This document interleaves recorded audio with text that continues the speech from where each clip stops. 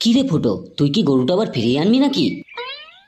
হ্যাঁ, ওনার গরুটা ফিরিয়ে দিতে হবে, না হলে ওই চুদির ভাই আবার পুলিশের কাছে গেলে কেসটা অন্যদিকে ঘুরে যেতে পারে। এটা কি করে সম্ভব? যার কাছে তুই গরু বিক্রি করেছিলিস তাকে তো তুই চিনিসই না। আমি অত কাছাকাছ করি না, বুঝলি তো। ওনার বাড়ি গোবিন্দপুরে আর ওনার নাম নরেশ ঘোষ। তুই কি করে জানলি ওনার বাড়ি গোবিন্দপুরে, ওনার নাম নরেশ ঘোষ? কেন, সেদিনকে তো উনি গরু কেনার সময় বললো। কই, আমরা তো কিছু শুনলাম না। কখন বলেছিল? শোন, আমার নাম না ফুটো ফুটো, আমি সব কথা মনে রাখি। বিশ্বাস না হলে এই ভিডিওর 1 নম্বর পার্টে গিয়ে দেখ, তাহলে বুঝতে পারবি উনি কখন বলেছিল। আচ্ছা পল্টুদা, যদি গরুটা ওনাকে ফিরিয়ে দেয় তাহলে তো ওই 20,000 টাকাও চলে যাবে। হ্যাঁ রে ফুটো, শেষমেশ এত কিছু করে হাতে 1 টাকাও থাকবে না। আমিও লেওরা এটাই ভাবছি, এত কিছু করার পর শেষমেশ বারা হাতে 1 টাকাও থাকবে না।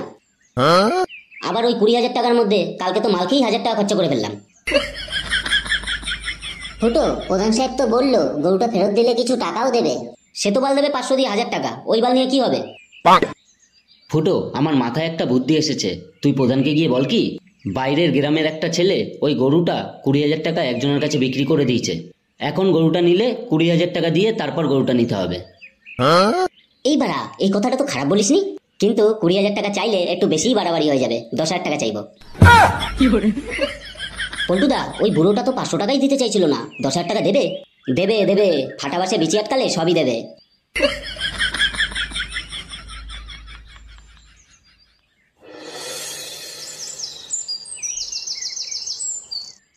আরে ফুটো, তোরা চলে এসেছিস? তা বল, গরুটার কোনো খোঁজ পেলি? হ্যাঁ প্রধান সাহেব, গরুটা পাওয়া গেছে। বাহ বাহ বাহ, এ তো খুশির খবর।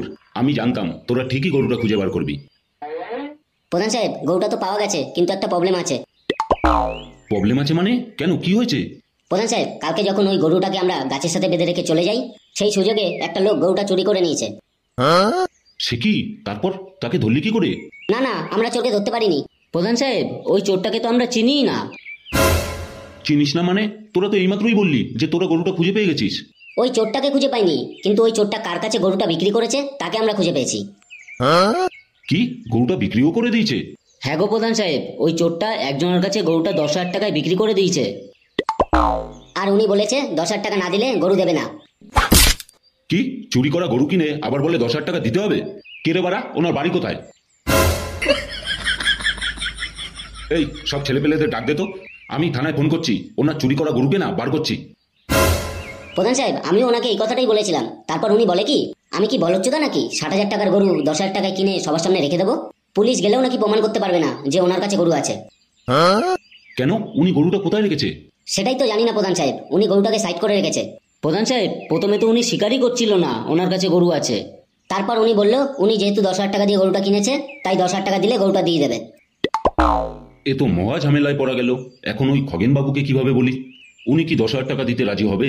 হ্যাঁ হ্যাঁ, দেবে দেবে, ফাটা বাসে বেঁচে আটকালে সবই দেবে। ওই চুদির ভাই বুড়োচোদা সুদের ব্যবসা করে, 10,000 টাকার জন্য 60,000 টাকার গরু হাতছাড়া করবে না। এটা তুই খারাপ বলিসনি, এই দুনিয়ায় কেউই 10,000 টাকার জন্য 60,000 টাকার গরু হাতছাড়া করবে না। হ্যাঁ প্রধান সাহেব, আমরা তো আপনাকে এই কথাটাই বলতে চাইছিলাম। এই নে, এখানে 10,000 টাকা আছে, তোরা গিয়ে আগে গরুটা নিয়ে আয়।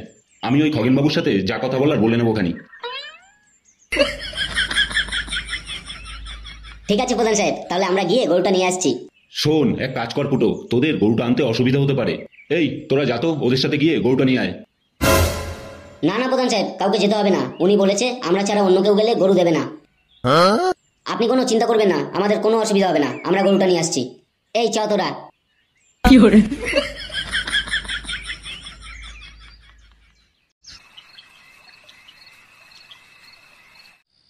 প্রধান সাহেব, রাত তো অনেক হতে চললো, আমার গরু তো এখনো আসলো না।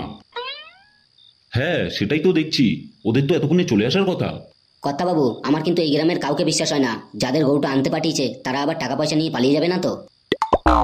বলছি কি প্রধান সাহেব, যাদেরকে গরুটা আনতে পাঠিয়েছেন তারা তো আবার বিশ্বাস তো নাকি? না ওরাও আবার আগের দিনের মতো গরু নিয়ে পালিয়ে যাবে? এই না না, ওদের আমি ভালো মতো চিনি, ওরা এরকম কাজ করবে না। ওই তো প্রধান সাহেব, ওরা চলে এসছে।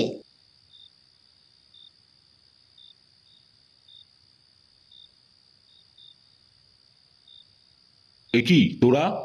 প্রধান সাহেব, তার মানে ওরাই আমার গরু নিয়েছিল?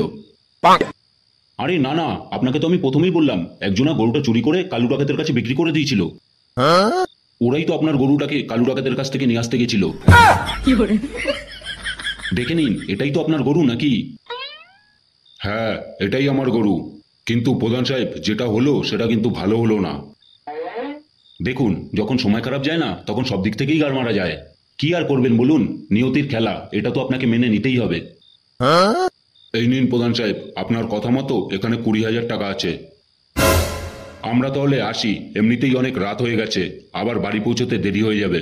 ঠিক আছে কাকা, সাবধানে যাবেন। এটা কি হলো প্রধান সাহেব, আপনি ওনার কাছ থেকে 20,000 টাকা নিলেন কেন? ফুটো, তুই একটা কথা বলেছিলিস না, ফাটা বাসে বিচি আটকালে মানুষ সবই করে। তাই তো আমিও সুযোগটা কাজে লাগিয়ে 10,000-এর বদলে 20,000 টাকা চেয়েছি। এই নে, এখানে 2,000 টাকা আছে, তোরা পার্টি করে নিস।